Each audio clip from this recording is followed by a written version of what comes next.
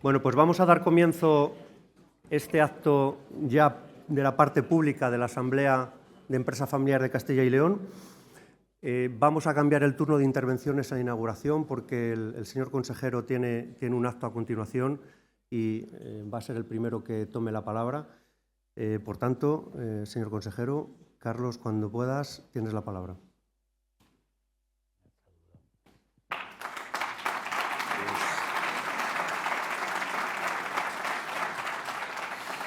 Pues muchas gracias a todos ustedes, gracias por el trabajo de todo este tiempo, por vuestra colaboración y por vuestra contribución a la transformación de Castilla y León, y gracias al presidente de la empresa familiar, a Isidoro Alanís, a toda su junta directiva, a las personas que hoy nos vais a dar un ejemplo con vuestras intervenciones, a Eduardo Serra, a Marcos Quinto, por vuestra colaboración en todo ello, y naturalmente agradecemos a los patrocinadores, al Banco de Santander, pues vuestra colaboración en todo este asunto, y a Eduardo, naturalmente, por vuestro mantenimiento en el día a día de la asociación. Y agradezco especialmente que me dejéis intervenir el primero, porque hoy celebramos el Estatuto de Autonomía de Castilla y León en el 42 aniversario.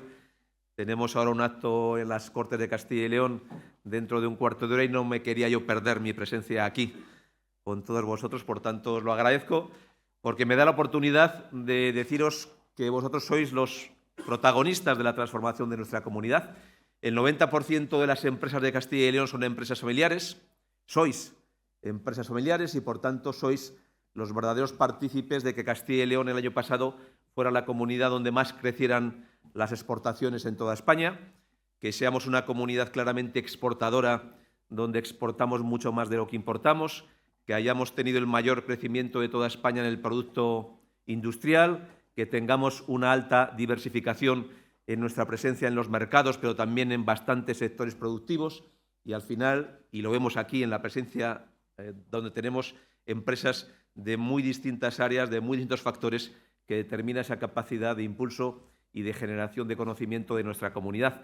Lo que podemos hacer desde las administraciones públicas es esto: acompañaros, facilitar vuestra tarea, apoyaros y no estorbar en todas las áreas.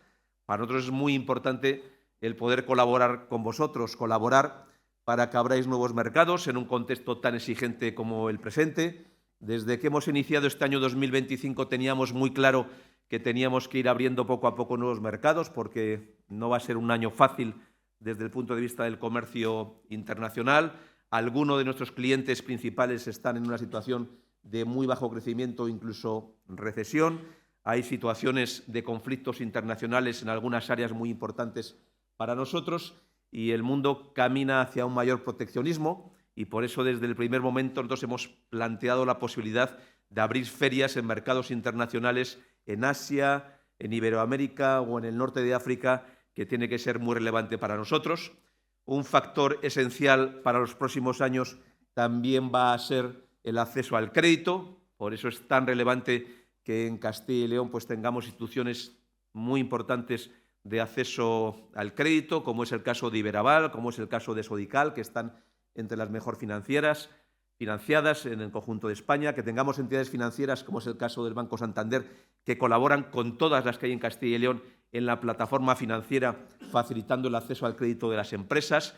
Nosotros hemos querido que esta plataforma financiera fuera auditada por la IREF, y hace muy poco significó que era una experiencia única en toda España y una experiencia de éxito, y nos decía también algunos cauces para seguir mejorando y dónde podíamos llegar a más. El año pasado, a través de la plataforma financiera, llegamos a financiar a más de 3.600 empresas de Castilla y León con más de 600 millones de euros. El crédito sigue siendo muy importante para muchísimas empresas, para que podáis seguir creciendo.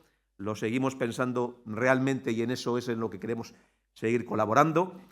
Lo queremos seguir haciendo desde el punto de vista de la innovación. Somos, como sabéis, gracias a vosotros, una comunidad claramente innovadora, entre las 5 principales de España en materia de innovación. Queremos seguir teniendo impuestos bajos en nuestra comunidad, aunque sabemos que haber bajado impuestos nos castiga luego en el reparto de algunos fondos de ámbito nacional que benefician especialmente a las comunidades que más impuestos han subido y nos perjudican a las que hemos bajado impuestos. Y queremos también, en todo este ámbito, pues mejorar la cualificación y la formación de los trabajadores, que al final son los que generan talento en vuestras empresas, y es muy importante que Castilla y León sea la comunidad con el mejor sistema educativo de España. Y lo queremos hacer además contando con vosotros, con vuestra tarea.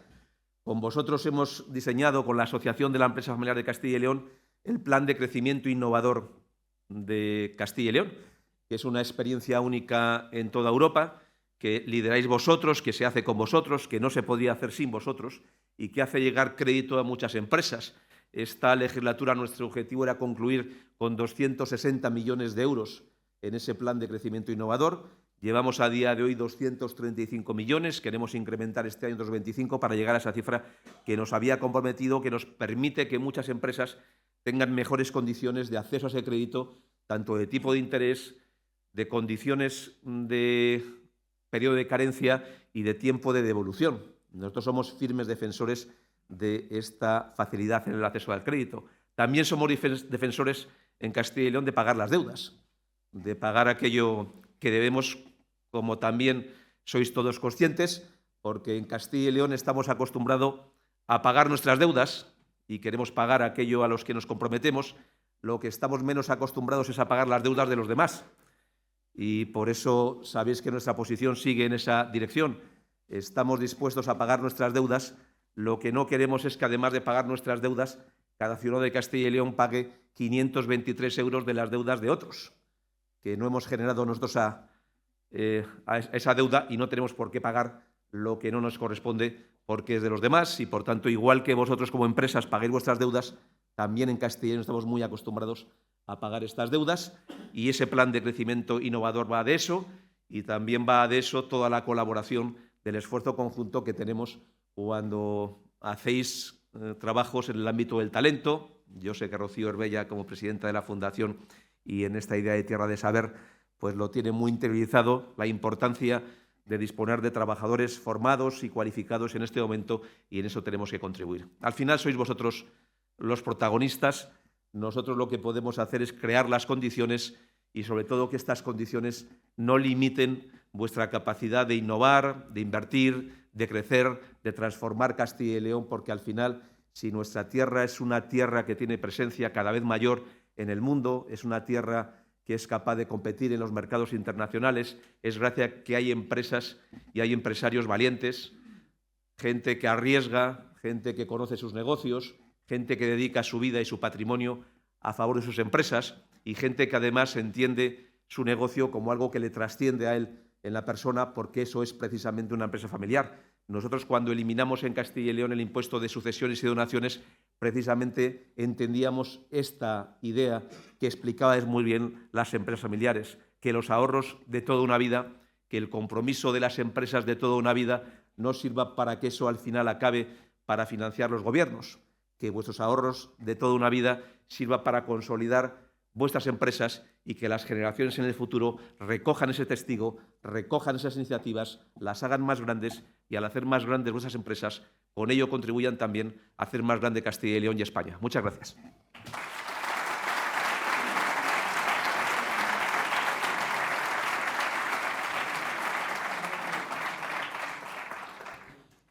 Gracias, consejero. Ahora vamos a pedir que suba aquí al estrado, por favor, a Javier Martín Clavo, que es el director territorial de nuestro patrocinador Banco de Santander. Javier.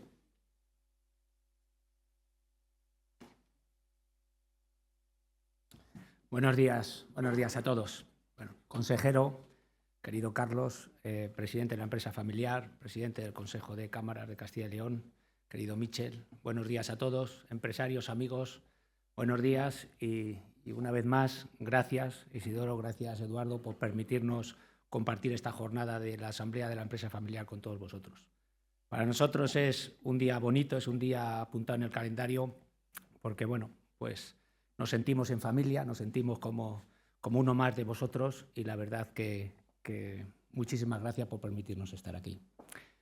Banco Santander se considera el banco de las empresas, Banco Santander se considera el socio de las empresas, Y muchas veces es por nuestro ADN, ¿no? Por nuestra presencia, por nuestra cuota, por nuestra complejidad que buscamos estar cerca de las empresas. Pero yo me aventuraría a decir que Banco Santander quiere ser el socio de las empresas familiares. Y lo decía el consejero, las empresas familiares pues sois el motor económico, ¿no? Hay más de 1 millón de empresas familiares en España, 90% de las empresas en Castilla y León son empresas familiares, aportáis el 66% del PIB de Castilla y León, el 73% del empleo privado y podríamos resumir que aportáis el 70% de la generación de riqueza y empleo de Castilla y León. Por lo tanto, pues los números dicen que queremos ser el socio de las empresas familiares. Pero el propósito de Banco Santander realmente, ¿no?, que lo podéis ver en nuestra web, es ayudar al progreso de las empresas, de las personas y de la sociedad. Y lo más relevante de las empresas familiares no son los datos económicos, es la aportación a la sociedad y que hoy hablaremos bastante, ¿no?, con unos excelentes ponentes. Sois los líderes de la sociedad, sois el espejo donde se mira la sociedad civil. Estáis comprometidos con el origen y con el territorio, conocéis las necesidades y las preocupaciones, en este caso de Castilla y León, y realmente cuando miran, os miran a vosotros. Por lo tanto, lo más importante es lo cualitativo, el liderazgo de la sociedad de Castilla y León que todos estáis asumiendo. Por lo tanto, por eso queremos ser el socio de las empresas familiares. Banco Santander hablamos mucho de la obsesión por el cliente, que lo llevamos en vena desde hace muchos años. Esa obsesión por los clientes es muy sencilla de escribir, es cubrir las necesidades de cada uno de vosotros. Y aquí sí que me gustaría hacer una mención a un ilustre de nuestros paisanos, ¿no?, de Miguel Delibes, que decía: en literatura la mayor dificultad está en la sencillez. Y eso es una idea que personalmente llevo muchos años dándole vueltas y que el banco cada día se da cuenta de lo importante de hacerlo sencillo, de simplificar.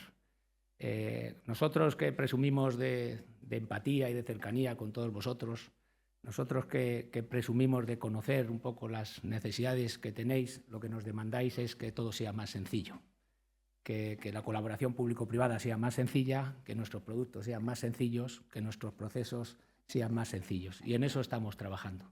Estamos trabajando en intentar simplificar para haceros a cada uno una oferta ad hoc para cada uno de vosotros en función de su momento vital, ¿no? Algunos estáis en expansión, en otros estáis con incertidumbres, ¿no? Ha hablado el consejero de alguna de ellas, pero todos tenemos grandes desafíos en nuestra cabeza, ¿no? Tenemos la sostenibilidad, la digitalización, las personas, los aranceles a Trump, geopolítica, es decir, todos tenemos un montón de desafíos en la cabeza. Esos desafíos solo se pueden abarcar de una forma y es trabajando todos juntos. Por eso, ese es el principal mensaje que quiero lanzar desde Banco Santander. Independientemente del momento vital que cada uno de vosotros tengáis, tenéis a Banco Santander a la derecha, a la izquierda, para acompañaros en ese proceso. Eso es lo que intentaremos hacer con una oferta mucho más sencilla, mucho más simple, para que podáis encontrar ese compañero que os guíe. La teoría es fácil, ¿no? La teoría es fácil. La encuesta de antes corrobora un poco, ¿no? Pero no estoy contento, pero yo busco el 100%, ¿no? Me han dicho que nos hemos quedado a 1/3, ¿no? Pero es verdad que si retrocedemos un poco y miramos, en el año 24 fuimos líderes en préstamos ICO en Castilla y León con un 37% de cuota. Ahí más o menos nos puede cuadrar, ¿no? Dimos más de 500 millones al sector agro, que es un sector importante en nuestra región. Y bueno, hemos ayudado a 6.600 empresas a salir al exterior, a hacer sus transacciones en el mundo exterior, ¿no? 6.600 de 180.000 con la que colaboramos a nivel nacional, pero que tenemos a su disposición, ¿no?, toda esa infraestructura. Porque yo siempre digo que somos una multinacional con alma local, con corazón local, ¿no? Tenemos esa infraestructura, estamos presentes en 15 países, en 10 de ellos como uno de los bancos líderes. Tenemos más de 1.000 acuerdos para que podáis trabajar de nuestra mano en 152 geografías y todos productos, algunos más sencillos, otros menos, pero eso todos tienen que ser sencillos para que podáis abarcar ese mundo exterior, ¿no? Por lo tanto, esos son los hechos, ¿no? Esos son los números que corrobora que nuestro principal mensaje es en el momento, independientemente del momento vital que cada una de las empresas estéis, contar con Banco Santander para cumplir vuestros sueños empresariales. Y por último, voy a lanzar una pelota, ¿no? Y es, yo de verdad admiro todo lo que hacéis, admiro la empresa familiar, a los empresarios familiares de Castilla y León. Para mí sois una referencia, pero os voy a lanzar la pelota de la responsabilidad. Habéis creado o habéis recibido un legado importante y lo que os pido es que sigáis ejerciendo ese legado, ¿no? Que sigáis manteniendo esa continuidad del legado. Para eso tenéis a Banco Santander a vuestro lado, para seguir en esa continuidad del legado. Muchísimas gracias y que disfrutemos de la jornada.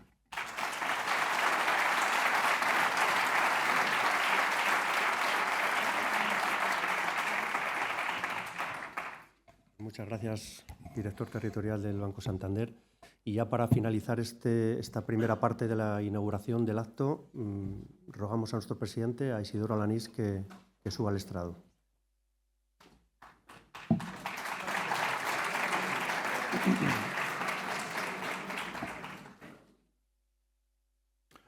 Pues muy buenos días a todos y bienvenidos a esta asamblea de la empresa familiar de Castilla y León. Para mí es un privilegio poder contar con esta asistencia tan importante que tenemos hoy y desde luego es un privilegio porque está llena de grandes personas. Y aparte de grandes personas, resulta que sois grandes empresarios. Y aparte de grandes empresarios, resulta que tenéis familias empresarias.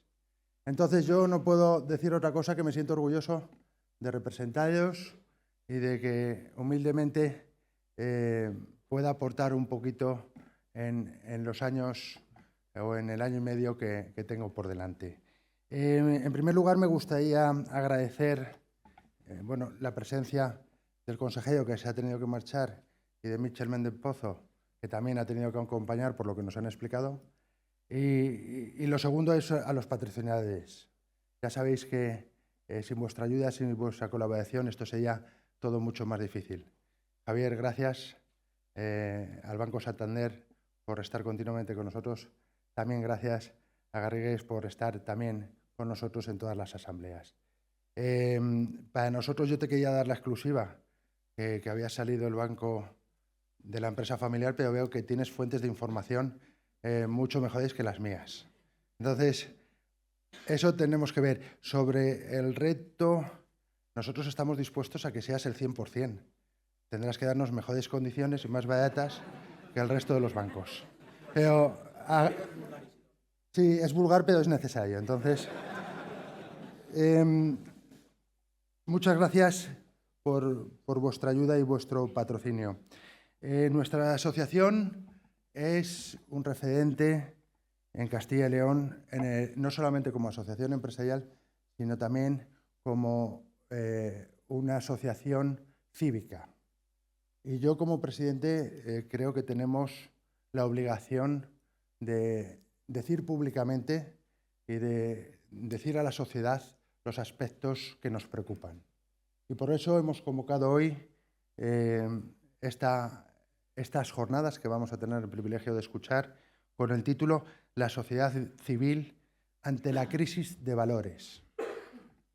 Es un título para una asociación empresarial arriesgado.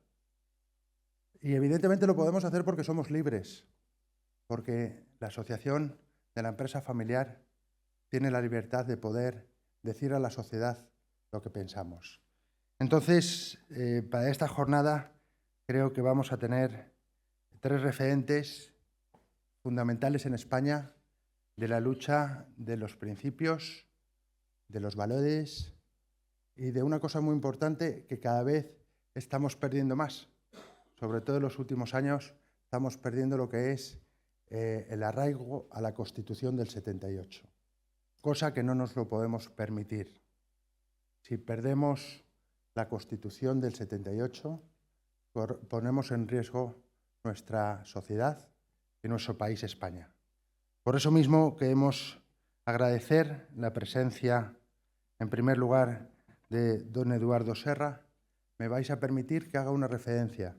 Don Eduardo, usted es el único político que ha estado con los 3 partidos que han gobernado en España desde que tenemos democracia. Y eso ya dice mucho de usted.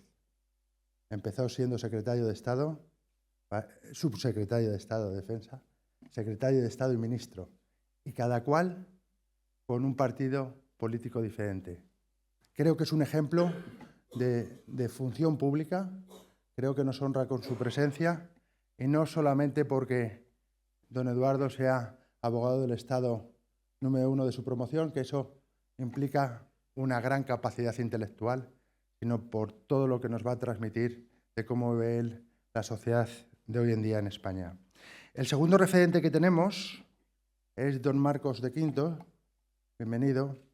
Don Marcos de Quinto, todos sabemos que fue probablemente uno de los ejecutivos de más trayectoria mundial y fue vicepresidente de Coca-Cola y era el español más influyente en la multinacional de Coca-Cola.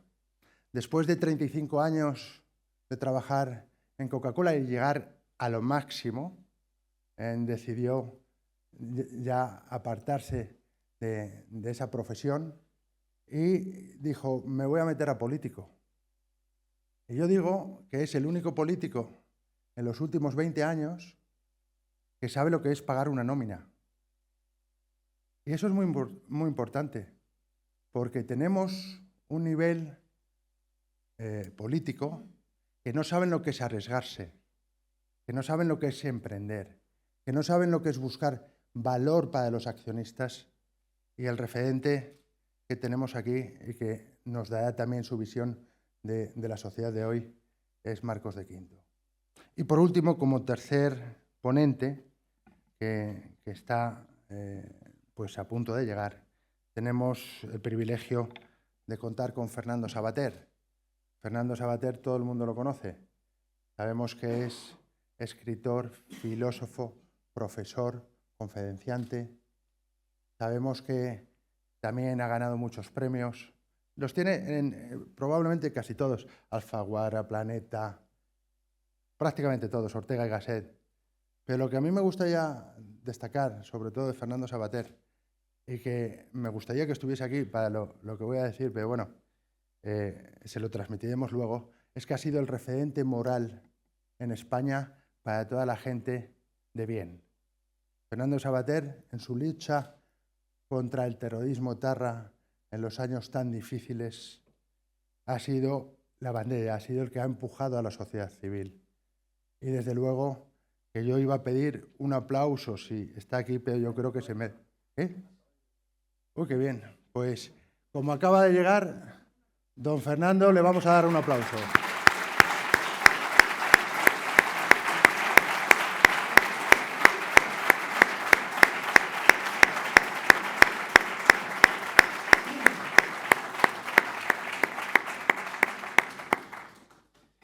Ese aplauso es bien merecido por lo que supone para todos nosotros y desde luego nunca vamos a olvidar a esta gente que tanto ha luchado por la libertad y por la democracia en España.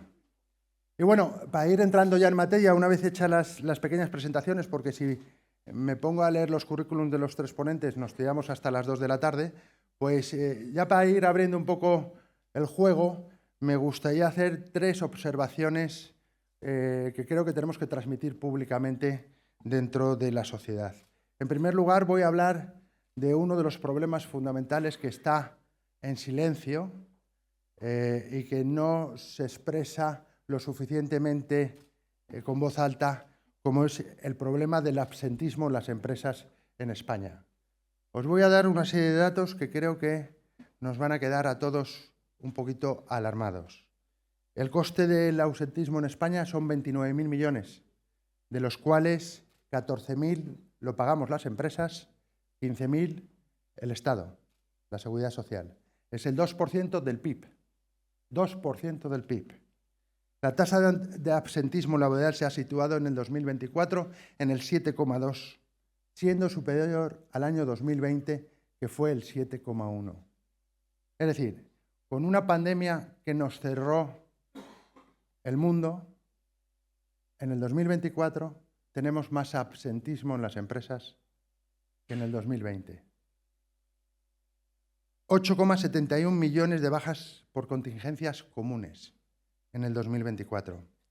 Una media de 42,6 días por baja. 133.341 bajas de más de un año. El absentismo cuesta el triple que hace 10 años. Y en Castilla y León es la 9ª comunidad de toda España con los índices de absentismo. Estos datos son alarmantes. Yo no puedo creerme, ni ninguno de nosotros podemos creernos, que exista en España un 14% más de enfermedad en el 2014 que en el 2013. Perdón, en el 2024 que en el 2023. Es imposible. Y hay que decir que existen bajas falsas y que existe gente que se está aprovechando del sistema tan permisivo que tenemos, y tenemos que volver otra vez a exigir a las autoridades sanitarias que se controlen las bajas laborales. Porque no podemos en las empresas asumir, y lo hemos visto hoy con la encuesta que hemos realizado a los socios, que tengamos absentismos del 5, 7, 10% en nuestras empresas. Porque eso nos hace ser menos competitivos. Y sobre todo, para mí, lo que nos hace es desmoralizar al empresario. Y a alguno incluso hasta que diga, oye, si yo para esto mejor cierro y me dedico a otra cosa. Este tema es uno de los factores que tenemos que luchar, porque en España y en Castilla y León tenemos un absentismo mucho mayor que en el resto de los países euro. No quiero contar yo ya de otros países como pueden ser en Asia. No tiene nada que ver y así no podemos ser competitivos. Por lo tanto, digamos como empresarios que se pongan las medidas de control y exijamos que se pongan las medidas de control por parte de las autoridades para que las bajas que sean reales y no ficticias. Otro de los puntos que también quiero poner en la mesa, por eso del debate, y que creo que también es nuestra obligación, es en el sistema que tenemos actualmente de los padres transmitir a los jóvenes los valores. Estamos ante una sociedad en la cual la generación Z, que son los que van del año 95 al 2010, les hemos maleducado. Y hay que decirlo así, es nuestra responsabilidad, porque les hemos transmitido que pueden optar a todo sin esfuerzo y sin trabajo. Y eso no es verdad. Hay que transmitir a las generaciones jóvenes que existe la gran capacidad de trabajar y de esforzarse, que es como se puede en la vida salir adelante. Por dar un dato, el 55% de las oposiciones que se dieron en el 2024 son de esta generación. Es decir, el 55% de los opositores es gente joven. Eso es terrible, porque nos estamos quedando las empresas sin capacidad productiva, nos estamos quedando sin talento. Nos están robando el talento las administraciones. Y las administraciones lo que tienen que hacer es velar por tener unos servicios públicos sin la necesidad de hinchar el gastos público a través de contrataciones. Necesitamos reducir el número de personas que trabajan en la administración pública. Y a los jóvenes hay que decirles que está muy bien trabajar en las empresas privadas y que está muy bien ser empresarios, que somos los que mantenemos el estado de bienestar, porque ya se está cada vez equilibrando más las personas que trabajan para la administración pública con los que no lo hacemos. Porque si sumamos administración pública, sumamos los jubilados y los desempleados, cada vez estamos llegando a un balance que es imposible de financiar. Y hay que decirlo. Y, desde luego, los jóvenes, ante la pregunta de por qué quieren ir a la función pública, una de las cosas que dicen es por la flexibilidad y el teletrabajo. Hay el teletrabajo. ¿Cuánto daño nos ha hecho el COVID con el teletrabajo? Pero bueno, las empresas privadas al final nos jugamos nuestro dinero, nuestros fondos y decidimos si damos teletrabajo o no. Pero lo que no podemos aceptar es que las administraciones públicas todavía sigan con el teletrabajo. Tenemos que exigir la vuelta al trabajo físico, la vuelta a las oficinas, la vuelta a dar a los paganos, que somos nosotros con nuestros impuestos, los servicios necesarios. Tenemos ahora mismo la peor administración pública de los últimos, no sé, yo nunca he visto, cuando voy a hacer un trámite administrativo, que funcione tan mal la administración pública. La perversión empezó con aceptar las citas previas. Pero ahora con el teletrabajo no tenemos gente, no hay capacidad de sacar temas adelante. Y tenemos que exigir también, como sociedad civil, que nosotros como contribuyentes se nos den los servicios por los que pagamos. Porque los impuestos los pagamos nosotros, la sociedad. Y por eso nos tienen que dar los servicios del nivel contributivo que pagamos. Y España ha subido, como sabemos todos nosotros, de una forma bestial la carga fiscal. Y la consecuencia es que tenemos peores servicios públicos. Si eso fuese una empresa, quebraba de inmediato, porque los clientes se le irían. Lo que pasa es que con los impuestos los clientes son obligados. Entonces, bueno, estos son los tres temas que me gustaría también poner dentro del debate a los conferenciantes y lo que sí me gustaría transmitir la recuperación de los valores que son característicos de la empresa familiar. Necesitamos quitarnos la coraza, salir, defender nuestros principios, nuestros valores como empresarios familiares y demostrar que somos el ejemplo de la sociedad.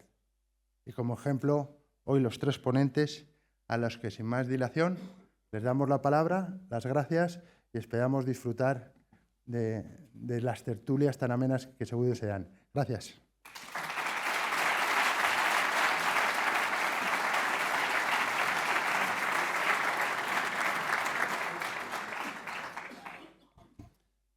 Bueno, como pueden haber comprobado, nuestro presidente ha dejado unos cuantos titulares que iremos modulando en la comunicación. Sin más dilación, bueno, vamos a entrar ya en la parte del meollo de la jornada con los siguientes ponentes y vamos a dar la palabra a Marcos de Quinto, al cual no voy a presentar porque ya lo ha hecho el presidente, así que, Marcos, tienes el estrado a tu disposición.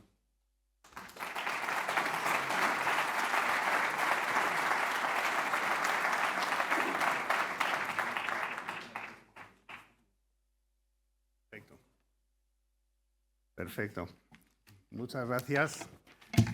Encantado de estar aquí y, sobre todo, bueno, enviar un recuerdo a vuestro presidente de honor, que ha tenido un accidente doméstico, Juan Manuel González Serna, gran amigo.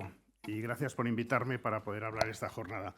Como suelen hacer las consultoras, siempre que presentan un informe, primero hacen un disclaimer y entonces yo voy a hacer ese disclaimer de manera que así la audiencia no está todo el rato pensando de qué palo juega este individuo, etc. Soy liberal, no pertenezco en absoluto a ningún partido, no voto siglas, voto simplemente principios y defiendo básicamente tres derechos: el derecho a la vida, a la libertad y a la propiedad privada. Y creo que la principal función del Estado es garantizar estos derechos y, por supuesto, estar al servicio del ciudadano y nunca servirse de él. Luego, esto es exactamente lo que soy, vuelvo a repetir, no estoy en ningún partido y eso pues me da bastante libertad, lo cual para mí me resulta bastante gratificante, porque después de una carrera profesional larga, lo más importante que uno tiene para disfrutar yo creo que es la libertad. Vivimos unos tiempos muy extraños, donde estamos viendo que algunos jefes de Estado, curiosamente, se dedican a defender a sus ciudadanos. Y eso es algo que no estábamos muy acostumbrados. Hay un montón ahora de ataques contra Trump, cuando resulta que Trump ha ganado por una aplastante mayoría, ha prometido unas cosas a sus ciudadanos y está simplemente cumpliendo aquello que prometió. Sus ciudadanos estaban preocupados con el fentanilo y la droga, pues bueno, pues ha conseguido que ahora le extraditen de México pues 30 narcotraficantes, ha conseguido que pueda estar vigilando la frontera, incluso sus aviones y sus drones entrando en territorio mexicano y que México refuerce esa frontera. También sus ciudadanos estaban preocupados por la inmigración ilegal y ha conseguido que, en este sentido, pues que Canadá también proteja sus fronteras. Y sobre todo, había una gran preocupación sobre la hegemonía comercial de China en el mundo, que se podía quedar con recursos, por ejemplo, en Groenlandia, o que se estaba haciendo con el control del Canal de Panamá, pues también ha conseguido revertirlo. Luego, en este sentido, digo, no, posiblemente unos pensarán, bueno, ¿qué sucede con España? ¿Cómo nos influye? Pero es un presidente que defiende a sus ciudadanos y que está haciendo las cosas y demostrando efectividad. Su estilo, pues bueno, eso es otro tema. El problema que tenemos en Europa y en esta sociedad es que nos han acostumbrado a que los ciudadanos releguemos nuestro bienestar pues, en aras de temas mucho más elevados y más profundos. Y de esta manera, pues lógicamente, pues tanto en España como en el caso de Europa, pues vamos a ser muy zen, vamos a ir todos al cielo walk de esa neorreligión que nos han hecho, pero probablemente cada día vamos a progresar menos o estar en unas peores condiciones. El globo terráqueo, la pelota del globo terráqueo es la misma, no entiende de las separaciones, de las fronteras. Entonces, si el fracking es malo, da igual agujerear aquí que allí. Pero en Europa hemos decidido que el fracking es malo y lo que hacemos es comprar gas a otros países que sí hacen fracking, por lo cual tienen que hacer fracking para ellos más para nosotros. Y con eso pues somos dependientes energéticamente. También, como nosotros somos muy zen, hemos decidido que no vamos a explotar nuestros recursos y horadar nuestras montañas para encontrar tierras raras. Por lo cual, otros países, es el mismo bola terráquea, otros países tienen que hacer agujeros para conseguir los productos que ellos necesitan, más los que nosotros necesitamos. También, como estamos muy preocupados con esto del medio ambiente, pues bueno, sabéis todos que la ganadería, pues bueno, las vacas hacen sus cosas y que eso de alguna manera puede atentar con el calentamiento global. Por lo cual, pues estamos en un proceso casi de cargarnos la ganadería. Por lo cual, países como Argentina, Nueva Zelanda, tienen que tener el doble de vacas, para ellos más para nosotros, pero en el fondo la atmósfera da igual. Y como seguimos siendo pues, muy zen, pues lógicamente aquí no invierte nadie en defensa, tenemos un especialista, Eduardo, en defensa, y lo que pasamos es, aparte de ser dependientes agroalimentariamente, pues también lo somos militarmente. En fin, yo lo que creo es que y voy a hablar un poco de las similitudes para mí que me parecen entre lo que es la gestión empresarial y lo que es la gestión política. Los estados, de alguna manera, podemos visualizarlos como una corporación, pero como una corporación que tiene una peculiaridad. La Junta General Ordinaria de Accionistas se celebra cada 4 años, ese es nuestro caso. Hay otros sitios cada 5. Por lo cual, los accionistas, que somos los ciudadanos, simplemente podemos decir algo respecto a cómo se está llevando el país los consejeros delegados o presidentes del gobierno, pues cada 4 años cuando tenemos que ir a las urnas. Luego, lo que sucede es que nos encontramos en que en muchos países, pues estos CEOs o presidentes del gobierno a veces miran más por sus intereses o los intereses pues, de sus cortes que por los intereses de los ciudadanos.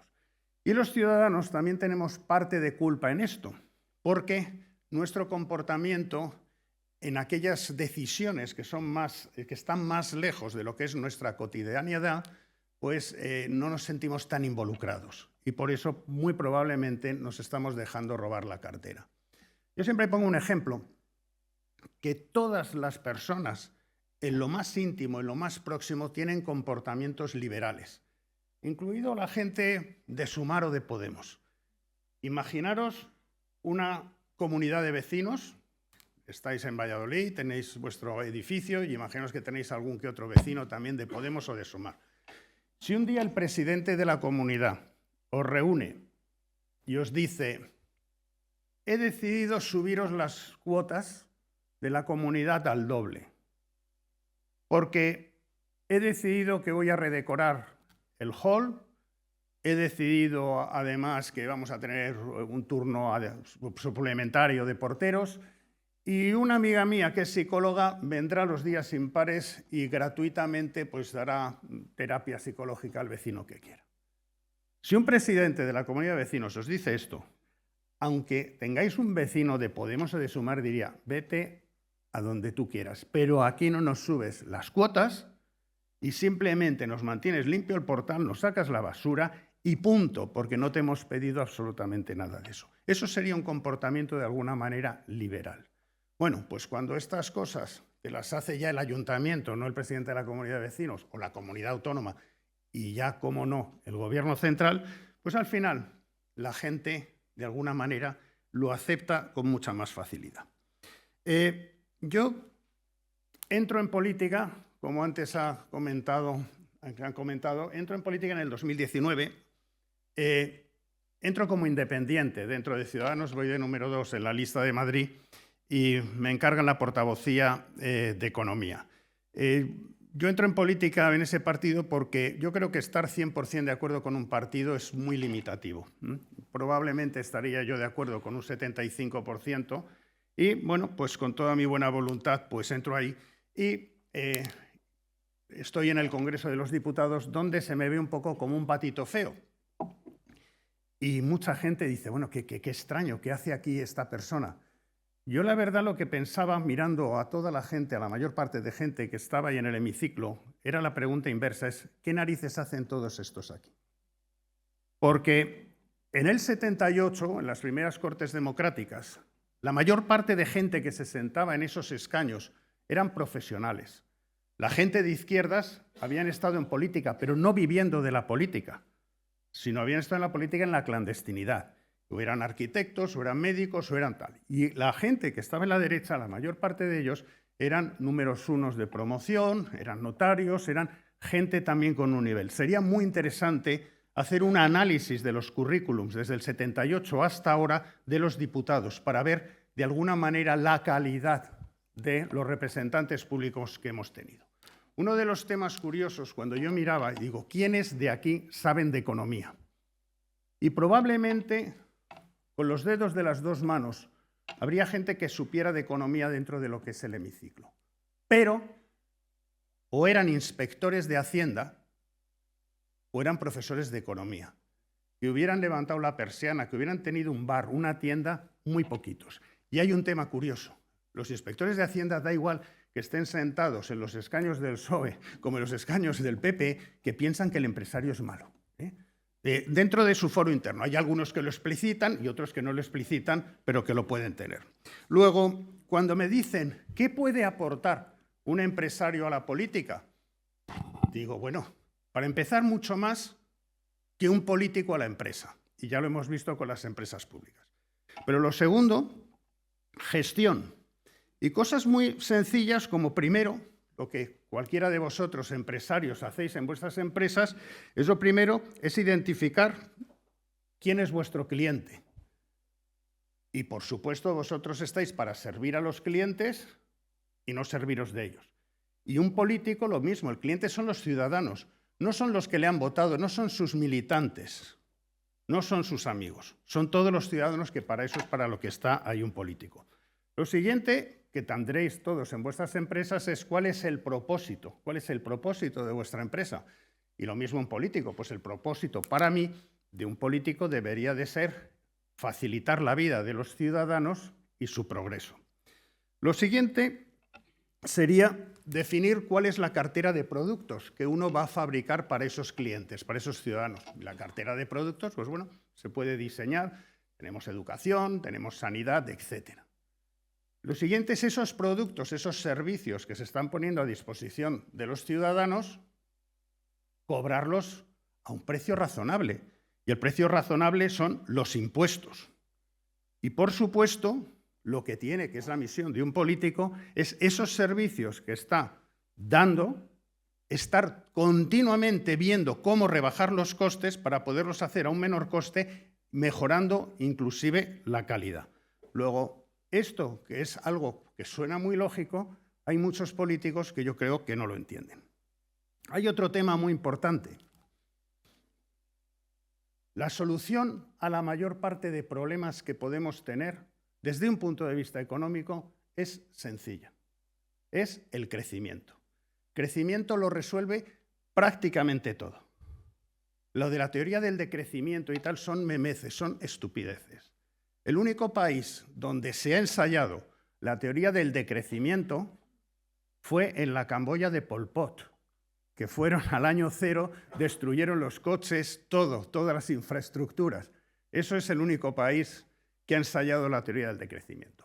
Y el crecimiento lo soluciona todo porque si crecemos, lógicamente hay más trabajo, al haber más trabajo hay menos paro, hay menos necesidad de subsidios, al haber más necesidad de trabajo los salarios suben, al subir los salarios la caja de la Seguridad Social además se incrementa y posteriormente pues, oye, se puede incluso invertir o rebajar los impuestos.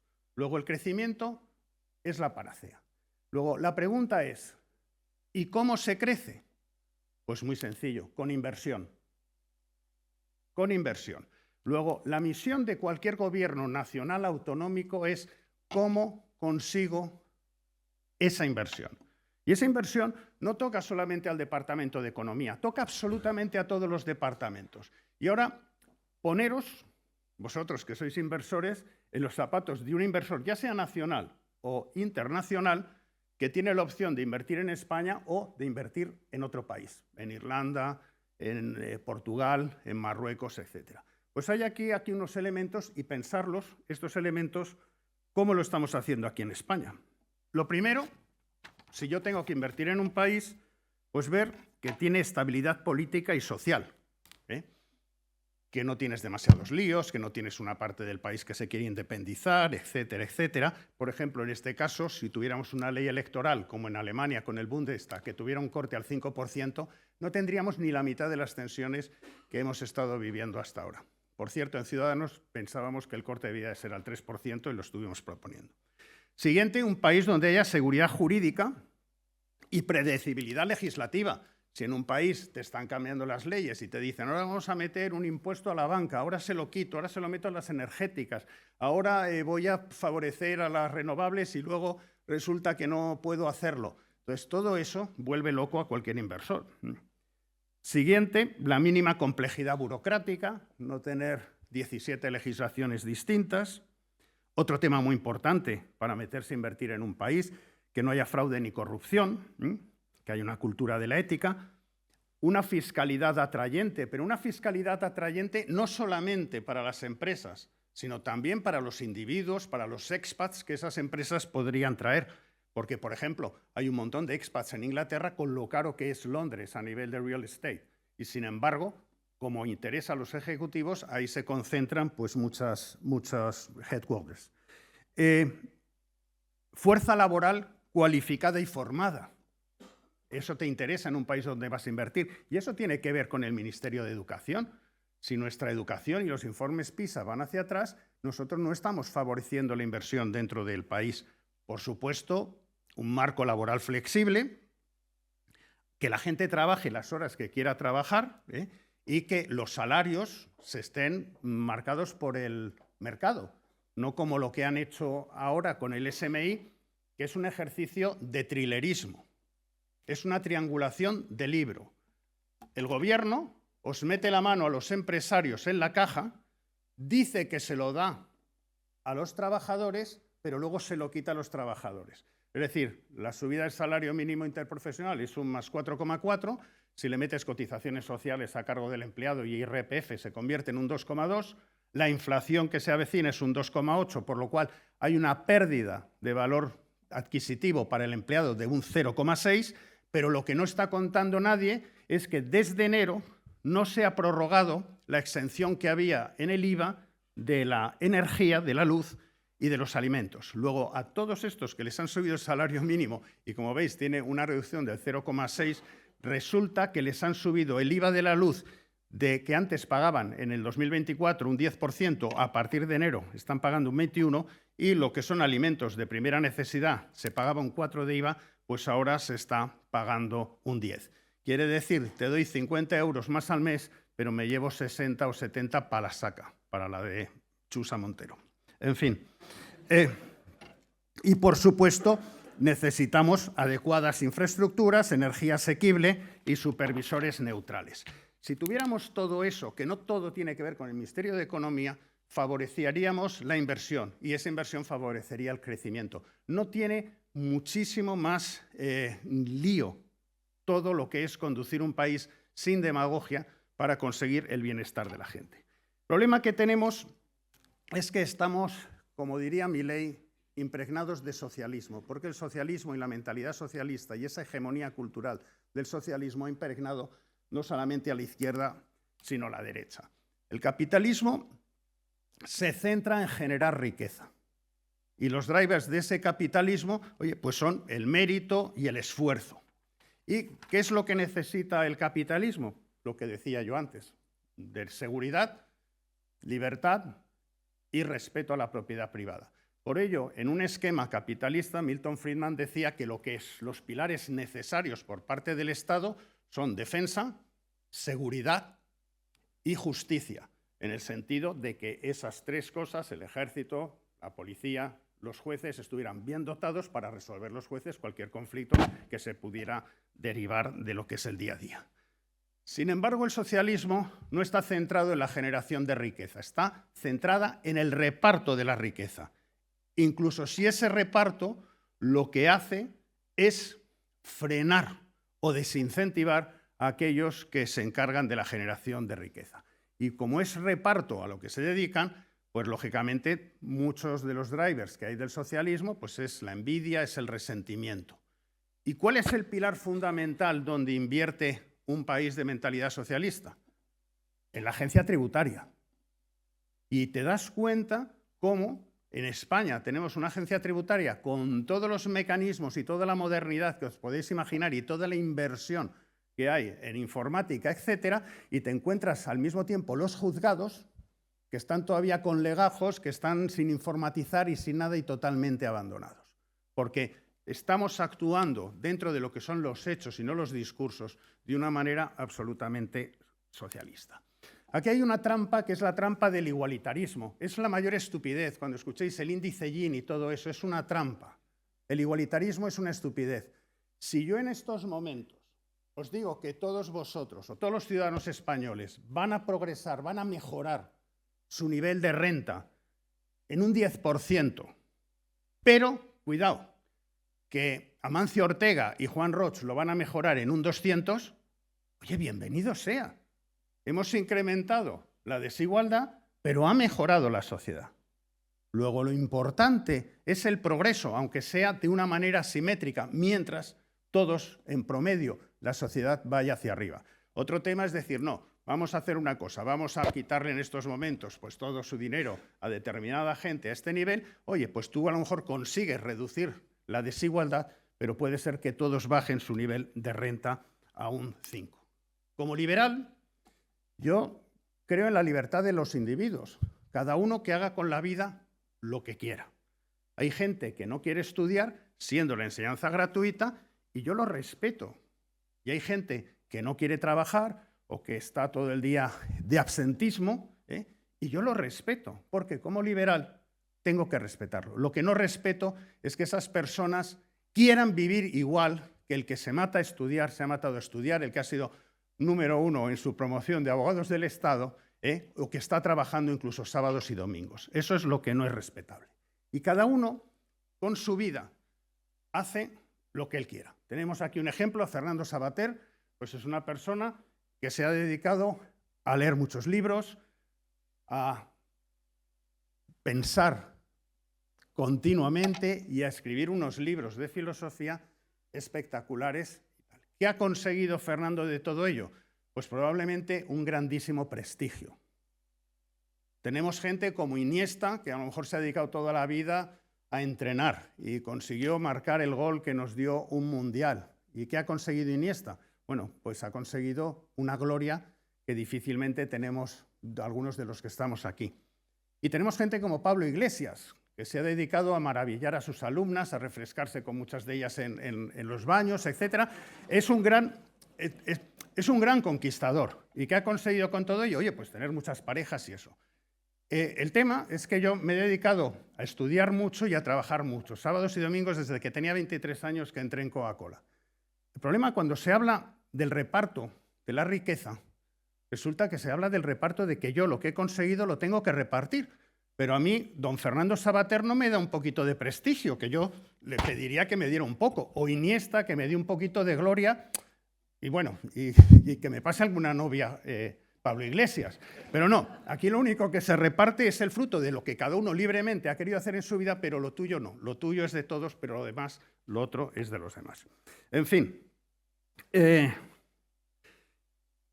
yo lo que creo, y estamos aquí entre empresarios, no voy a hablar de todo lo que ha sido, pero para combatir de alguna manera esas ideas del socialismo hay que conocerlo, hay que saber cómo ha evolucionado durante los años.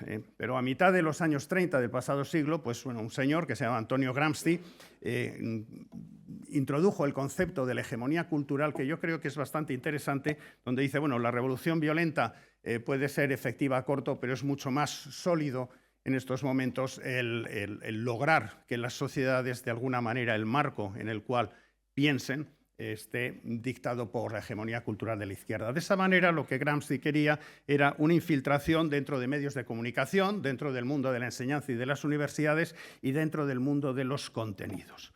Entender esto es muy importante, porque si los empresarios, yo estoy aquí con la empresa familiar, si los empresarios en este país, no necesariamente la palabra empresario tiene connotaciones muy positivas para lo que es el promedio de la población, eso no ha sucedido por accidente. Y sucede a través de muchas cosas que a veces nos pasan imperceptiblemente. Por ejemplo, yo desde pequeño, pues los chistes de Chumichúmez o los de Forges o los de Peritz, donde siempre el empresario se dibujaba con una imagen de alguien orondo, con un sombrero de copa y un gran puro, y el trabajador siempre era escuálido y tal, pues esas cosas se van metiendo dentro de la cabeza de la gente. Pero luego nos encontramos con el efecto también de todas las series de ficción. ¿Conocéis La que se avecina? Aquí no hay quien viva. Pues en esas series, si os fijáis, ¿quién es el malvado? El empresario, el pescadero. Porque en ese personaje los guionistas concentran todo lo malo. Es una persona egoísta, es una persona insolidaria, es una persona machista, es una persona que está esclavizando a un sudamericano que trabaja para él.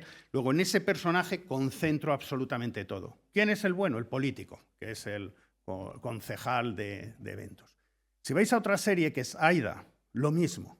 El malo es el empresario, es el del bar, que lleva un bigotito y también reflejan todo lo malo. Todo esto es una lluvia fina que funciona sobre la sociedad. Y de esa manera tendremos un montón de gente que quieren ser, como antes comentabas, presidente, que quieren ser funcionarios y que no quieren ser empresarios porque se está generando todo esto. Y además, gente de derechas está financiando todas esas series, porque nunca veremos una serie donde el malvado sea el sindicalista liberado que cuando hay una pandemia no va al hospital porque no tiene obligación mientras caen como moscas sus compañeros. O el funcionario que hace lo que le da la gana y que ni se pasa por su lugar de trabajo. En fin, voy a ir acabando. Vivimos un momento difícil. El jurista Hans Kelsen define golpe de Estado como cualquier modificación de la Constitución por vías que no son las contempladas en esa Constitución, ya sea de forma violenta o no violenta. Eso es la definición de Hans Kelsen. Y nosotros en estos momentos en España estamos viviendo esa situación. La estamos viviendo porque vemos un asalto a las instituciones, que ya también ha mencionado aquí el presidente, desde la Fiscalía, el Consejo General del Poder Judicial, el Tribunal Constitucional, el INE, el CIS, todo prácticamente, la Comisión Nacional del Mercado de Valores, incluso un asalto a empresas privadas, como ha sido Telefónica con nuestro dinero o Indra. En fin, estamos también viendo una degradación del resto de poderes, estamos viendo el ninguneo absoluto a lo que es el poder legislativo, donde ni siquiera se responden a las preguntas parlamentarias, donde se ignora totalmente la labor de los congresistas, incluso un ninguneo al Senado, porque el Senado tenía una llave que era el techo de gasto y, sin embargo, se lo han quitado ahora la posibilidad de bloquear el techo de gasto. Y, por último, por supuesto, estamos viviendo un control absoluto de los medios de comunicación, por supuesto, los privativos del gobierno, pero luego, por otro lado, la compra de otros medios de comunicación a través de publicidad institucional, por lo cual, y la amenaza sobre los pocos medios que son independientes. En fin, yo creo que estamos viviendo una situación muy complicada. Cada vez se van reduciendo los autónomos, creo que cayeron un 13% el último año. Lo que comentabas antes, yo creo que las cifras son exactamente 16,9 millones de gente del sector privado que contribuyen, porque hay dos Españas, la que vive del presupuesto público y los que pagan ese presupuesto público. Y en estos momentos los que viven del presupuesto público están alrededor de los 16 millones y los que pagan ese presupuesto público son 16,9 millones, 17, casi ya en una relación de 1 a 1. Por lo cual, el tema es qué es lo que hay que hacer, y dentro de lo que hay que hacer, lo primero yo creo que es ser conscientes de lo que sucede, ser conscientes de todos los mensajes que nos están pasando. El tema de responder dentro de las posibilidades de cada uno o apoyar a aquellos que están plantando cara, creo que es muy importante la ideología. Cuando se tiene ideología, para mí hay temas relativamente sencillos. Yo, como os he comentado, soy liberal desde los 18 años que cayó un libro de Henri Lapage en mis manos. Vengo de una familia de izquierdas. Mi hermano, todo lo contrario, sé que era economista, ya falleció, era economista del Partido Socialista. Dios dio mucho en mi casa, pero mal repartido, como podéis ver. Y cuando tienes una ideología, pues cualquier tema que te viene, gestación subrogada, de repente lo pasas a través del tema de la libertad individual y dices, oye, mientras no le pongan una pistola en la cabeza a una señora o mientras no exista explotación, ¿por qué yo voy a negar a alguien que voluntariamente quiera hacer algo, ya sea a su hermano o lo que sea? Es decir, cuando dices una ideología es un tema relativamente automático. El problema es cuando no se tiene ideología y ante una situación uno se plantea, ¿qué me dará más votos? Y de repente, en un momento digo, oye, pues sí, puertas abiertas a la inmigración, mañana entonces digo, no, lo contrario, etcétera. Luego, lo que sí creo que son momentos importantes para tener ideología, tener valentía, no tener miedo. Hemos visto cómo gente que no tiene miedo, cómo gente que confronta en estos momentos a la izquierda, no les ha ido mal. No les ha ido mal en Argentina o no les ha ido mal, digo, en el caso de Madrid, en el caso de las autonómicas de determinados sitios. Luego, yo creo que hay que tener esa valentía, ese compromiso y tener optimismo, sobre todo optimismo. Y espero ahora luego seguir charlando con mis compañeros, pero no quería quitarles más tiempo. Muchísimas gracias.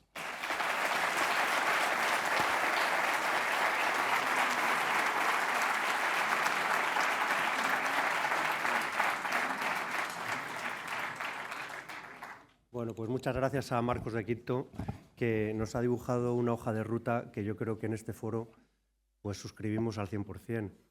Harina de otro costal es cómo hacemos llegar todas estas cosas a quienes deciden por nosotros. Pero bueno, eso da para otra jornada.